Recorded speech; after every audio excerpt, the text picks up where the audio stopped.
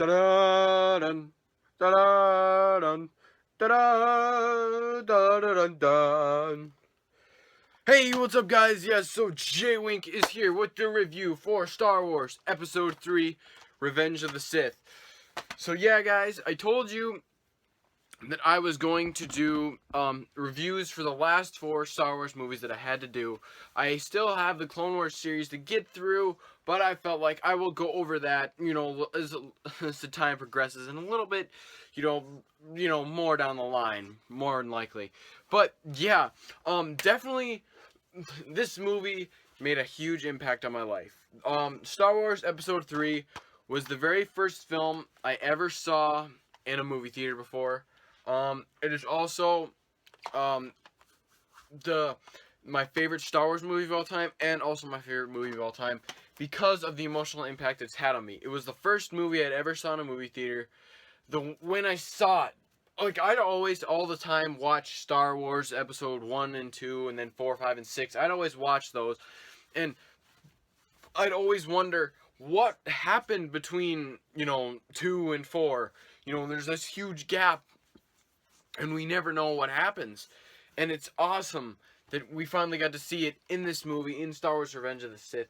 And also, it is my favorite movie just because I think it is an awesome movie. I really do like everything about it. I think as a sequel, it does step up that, and it does step up it does step up its predecessor definitely in a huge way.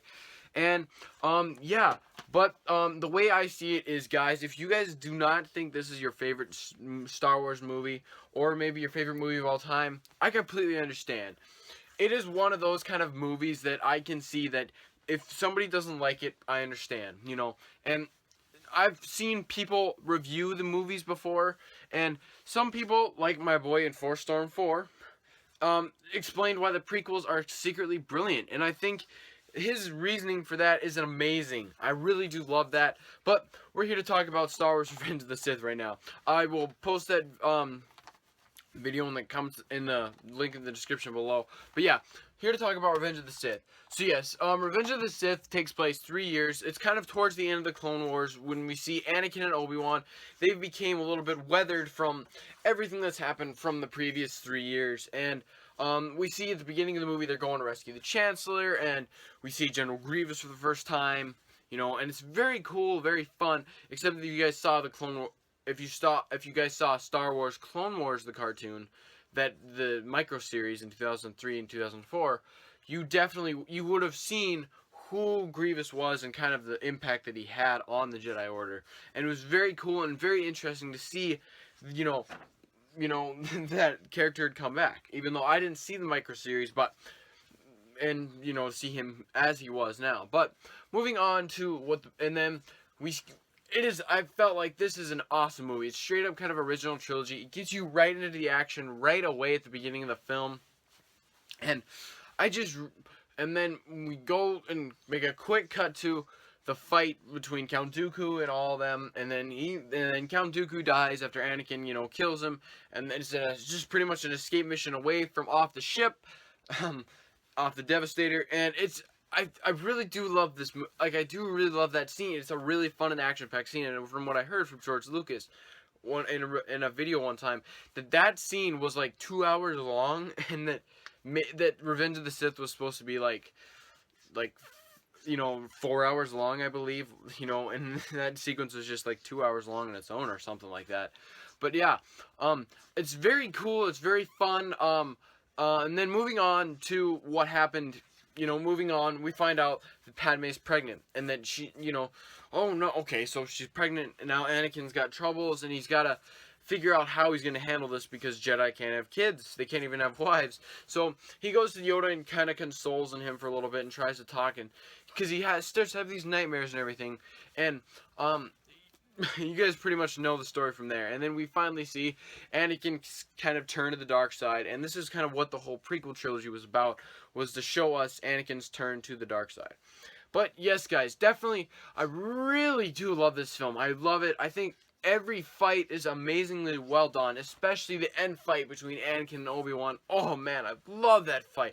I can't say how much I love that fight. It is just awesome. I can't get enough of that fight. And some people think it's boring. I don't think it's boring. I think it is an awesome action-packed fight, and I really do love that.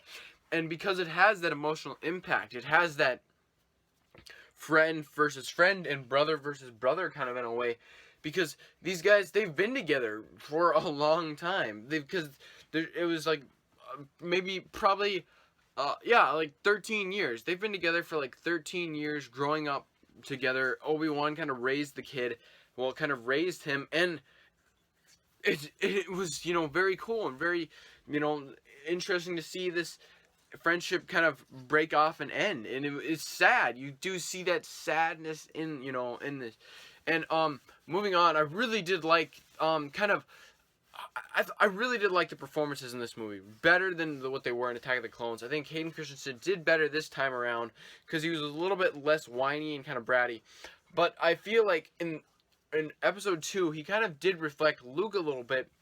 I'm pointing because I have a New Hope poster over, well, a Star Wars poster over there, which is the original movie, Star Wars. Because Luke was a little bit whiny and a little bit bratty in episode 4 and a little bit in episode 5, you know, when he's being mentored by Obi-Wan and Yoda a little bit. And then once we get to the 3rd movie, he has matured a little bit more, and that is what Anakin has done. He's matured a lot more, and he's became a man, kind of, in a way. And so definitely, but there wasn't really that much love dialogue. The one scene that really bothers me is kind of just, but it isn't that much of a bother to me, is the scene when they're about to go to bed, you know, and Padme's just talking about how they should go back to Naboo and all blah blah blah. That scene was just, oh, okay, you know, that was a little hints, you know, back to what episode 2 Attack of the Clones had. But then we kind of are taking, and then I really did like that taking of the dark turn, even though that slight and subtle turn of Anakin was a little bit, you know, kind of just like, oh, okay, I just killed Mace Windu, I guess I'm a bad guy now.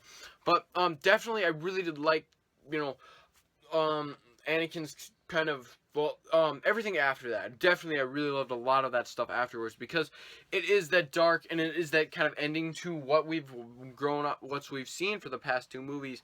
And if you guys saw the Clone Wars, it makes that much more of an emotional impact, because, you know, you're just like, wow, look what he done.